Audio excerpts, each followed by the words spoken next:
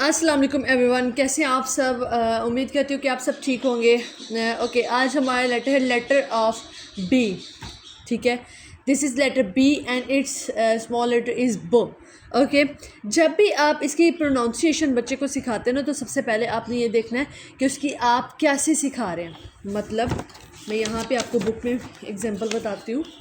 अगर आप सिखाते हैं B for bear, B for ball, B for banana, B for balloon, ये सारा गलत है। That is not perfect. अगर आज के जो पॉइंट ऑफ व्यू के हिसाब से हम देखें तो ये जो हम पढ़ाते हैं बच्चों को वो गलत है। आपने कैसे पढ़ाना है?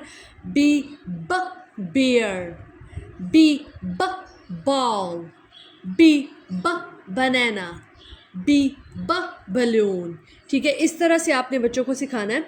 ये अब जो हम पढ़ाते रहे, शुरू से पढ़ाते रहे बच्चों को B for ball, B for banana, B for butterfly, ये सब जो है वो अब पुराना हो चुका है। ठीक है, उसके बाद आप लोग जो हैं यहाँ पर, ये तो मेरी बुक है ना, यहाँ पे ट्रेसिंग वगैरह चलती है। ठीक है, उसके बाद जब आपने ये सिखा दिया बच्चे को डेली बेसिस पे आपने, अब मैंने कल आपको बताया था ए लेटर के बारे में, आज मैंने आपको बताया बी लेटर के बारे में। आज आपने क्या करना है, बच्चे से ए लेटर के बारे में भी पूछना है। ठीक है, कि जो हमने प्रीवियस वर्क किया था वो क्या था।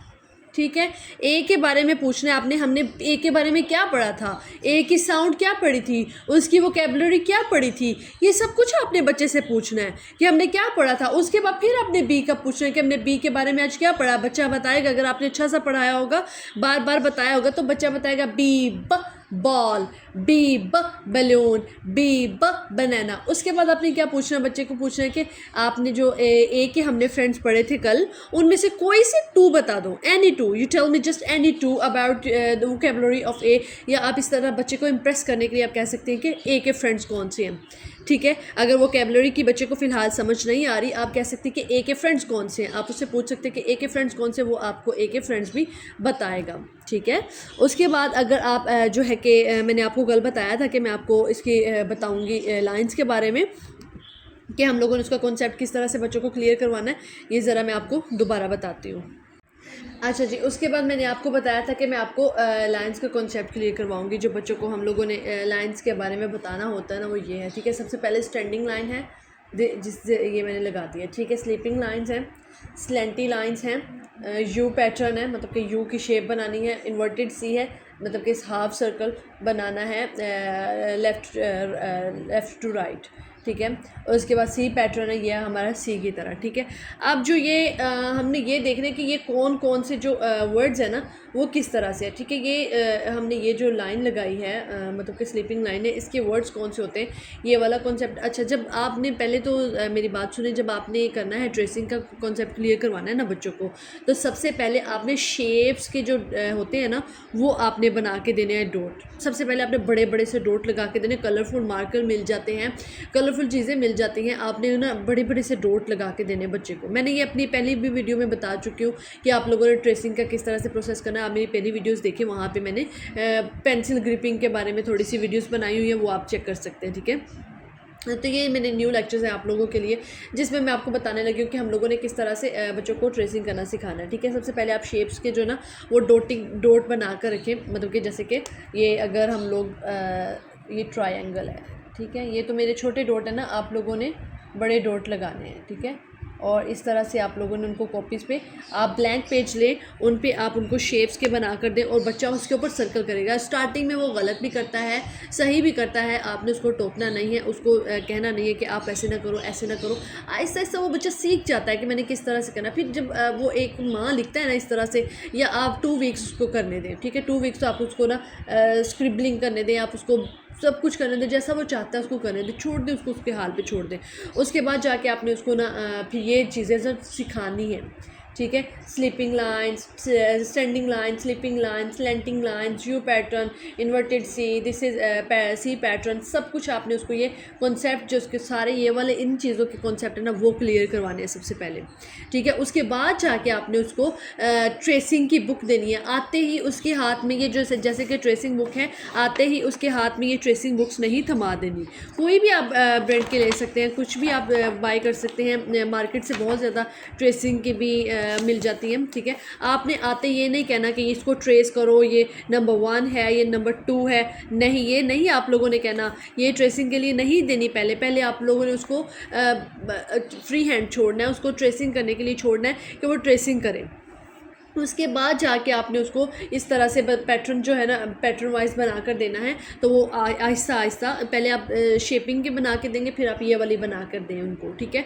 वेविंग बना दी, स्लैंटिंग्स बना दी, उसके बाद आपने स्लिपिंग बना दी, स्टैंडिंग बना दी, सी पैटर्न, इसको सेमी सर्कल भी बोलते हैं, सी भी बोलते हैं, सी शेप भी बोलते हैं, हाफ सर्कल भी बोलते हैं।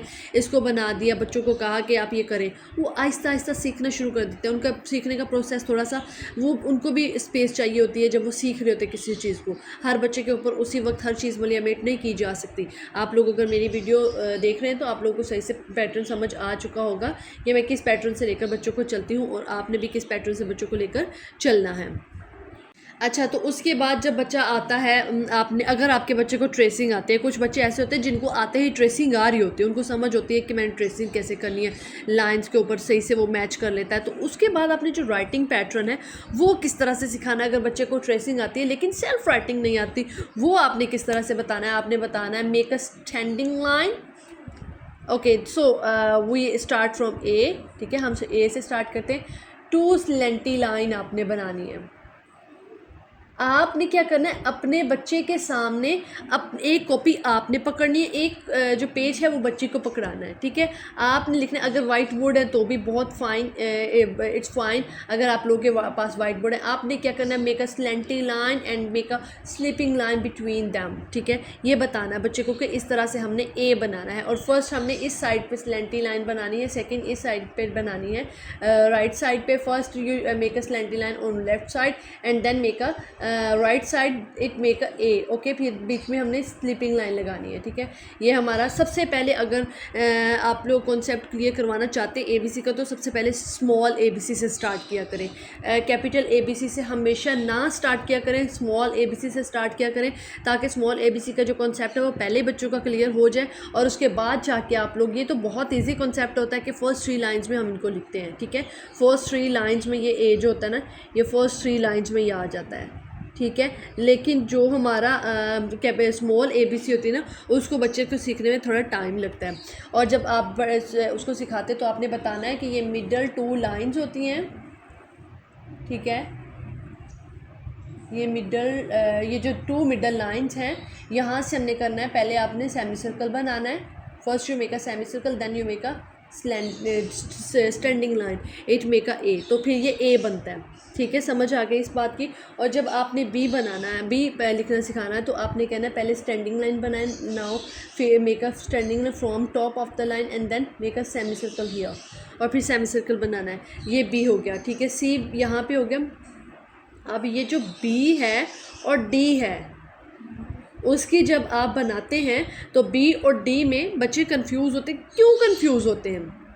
क्योंकि हम पेरेंट्स जो होते हैं ना, वो सीधा सीधा ऐसे लिखना, ऐसे इस तरह हम बच्चे को बता देते कि ये डी है, ठीक है। जबकि इसको इस तरह नहीं लिखा जाता। हमें बताना चाहिए बच्चों को थोड़ा सा, मैं आपको बता देती हूँ, इसको भी बताना, हमें बताना चाहिए बी में पहले स्टैंडिंग लाइन बनाते हैं, फिर सेमी सर्कल बनाते हैं, ठीक है।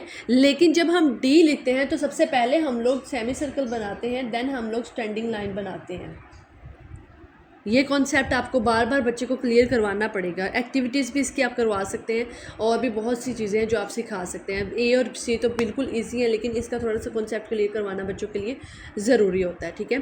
तो आज के लिए हमारी वीडियो इतनी काफ़ी है। मैं इंशाल्लाह सुबह फिर आप लोगों के लिए एक वीडियो अपलोड करूँगी। उम्मीद करती हूँ कि आपको मेरी वीडियो पसंद आई होगी। सुबह मैं आप लोगों को इंशाल्लाह ABC की सारी फ़ोनिक्स भी साथ में यहाँ पे मेंशन कर दूँगी, हम लोग उनकी फ़ोनिक्स भी पढ़ेंगे। So thank you so much for watching my video. आप इन वीडियोज़ को देखने के लिए, अपने बच्चों के मज़ीद फ्यूचर के लिए मेरी वीडियोज़ को देखते रहें, सब्सक्राइब करें। Thank you.